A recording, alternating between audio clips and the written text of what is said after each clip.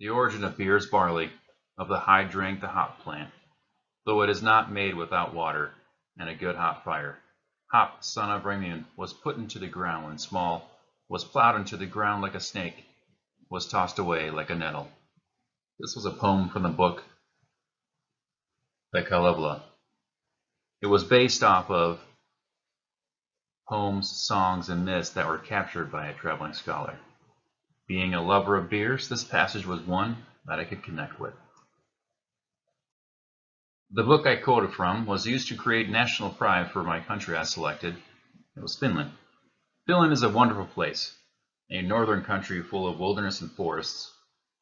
I would like to share more than just wilderness, beginning with its geography and the cuisine, followed by what types of languages are used in this country to include dialects.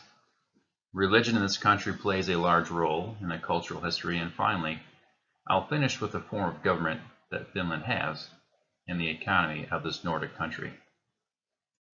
Finland is located in Northern Europe, between Sweden and Russia. The country can be divided into three portions. The south and the west area is a low coastal region that most major cities in this country are located. From the coast moving north, the land rises roughly 600 feet into a heavily forested plateau.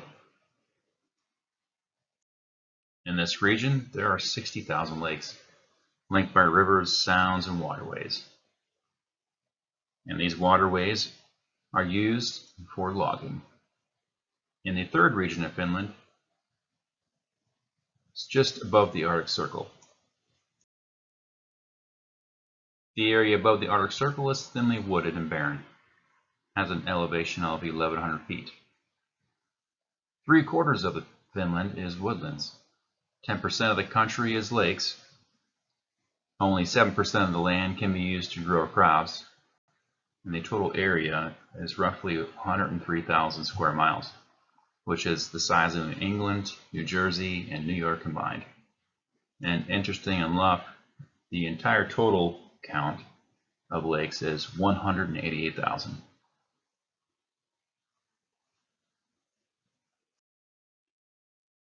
A large majority of the Finnish people eat wild game and fish.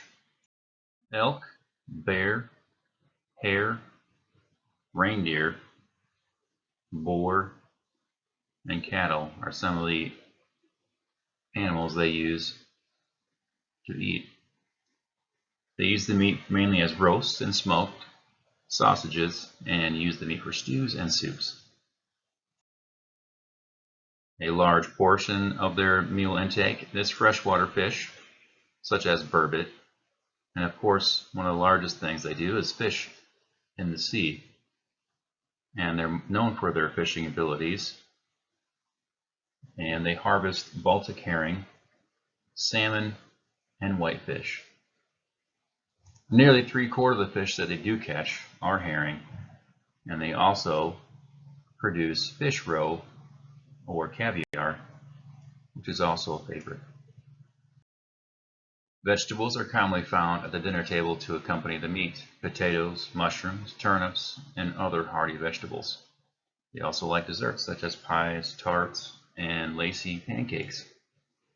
Fruits are also harvested, but only for a very short period due to the cold and harsh climate. A favorite dessert that is savory in flavor, which is salty and spicy, not sweet, is called lump soup, which is a meat soup with potato dumplings. The Finnish really enjoy their potatoes. Moving to languages and dialect. Finland has been ruled by a few of its neighbors throughout its history, which reflects the different languages used in the country. The Finnish language belongs to the Uralic language, which have three predominant languages that fall under it: Estonian, Finnish, and Hungarian. There are dialects that have a history that dates back 8,000 years ago, and the people of that time used the trees in the area to know which dialects to use or expect. Some of the current dialects in Finland are Estonian, Livonians, Finnish, Karelian, and the Veps. Though some of these dialects do exist, A few of these mentioned are only spoken by a small number and will eventually disappear over the next 25 to 50 years. 90% of the people speak Finnish, 5 speak Swedish, and the people that live in the northern region of Finland, called the Lapps, speak Lapp, and it's only 0.03%. From its Russian influence in the past, roughly 1% still speak Russian. With all these languages being used, most can speak Finnish, regardless of what language they primarily use day to day. The book Kalevala, collection of songs, poems, and myths of Finnish background, was written and published in 1835 by Elias Lonar, which was a folklorist and scholar. It was written to establish a sense of national pride and used as a method to push the Finnish language throughout the country. Adapted by the educational system, it was standardized and used as text, and it made the Finnish language that you see today. Finland currently has 2 main religions: Evangelical Lutheran, which covers 76.4%, Orthodox Christians 1.1%, and other denominations of 1.4%, and then finally 21.1% of the population are non-affiliated. Finland had 3 crusades launched from Sweden, pushing Catholicism. The crusades laid the groundwork for the establishment of Christianity. The Russian Orthodox missionaries were also established in the area and helped. Early in the 16th century, the Lutheran Church became dominant, and the country soon took over. A lead major part in the Finnish culture was the Lutheran Church. It provided social services and education before the functions were ran by the state. And this chart here shows the breakdown percentage of Lutheran, non-affiliated, Orthodox, and others. The Lutheran Church continues to have a cultural impact on the nation. There is a steady decline in membership, especially around cities. In the past, there were only 2 churches in Finland, Lutheran and Orthodox Christianity. Finland's government is a constitutional republic. It gained its independence from Russia on December 6, 1917. The Constitution was ratified in 1919 and then a newer one in 2000. Like the U.S., it has 3 branches of government: the executive, the legislative, and the judicial. The president of the executive branch will be the chief of state. He or she is elected for 6 years by popular vote, followed by the prime minister, who is the head of government, which normally sits in that seat for 4 years and is selected by the parliament. Finland's legislative branch is unicameral, meaning a single chamber, compared to the United States legislative branch, which is bicameral and has the House and the Senate. Finland's legislative branch has 200 members to ensure proper representation and are elected by the citizens of the country who are of legal voting age of 18 or older. There's 15 electoral districts. They all serve 4-year terms. This type of legislative branch lowers government costs and the time it takes to pass laws. However, it gives citizens less of a voice. The judicial branch has a Supreme Court, much like the U.S.'s, as well as regional and local courts. There are multiple political parties, 8 in total: the Social Democrat Party, Center Party, National Coalition, Green League, Christian Democrats, and True Finns. Finland's economy is largely maintained on agriculture.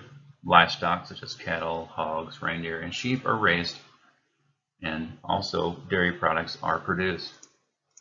Barley, wheat, oats, rye, sugar beets, and potatoes, which is one of the nation's favorites, are also grown.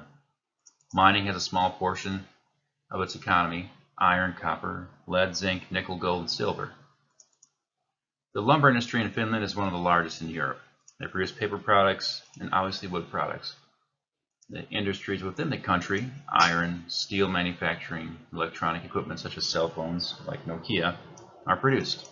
They also produce machinery, ships, and stainless steel cutlery.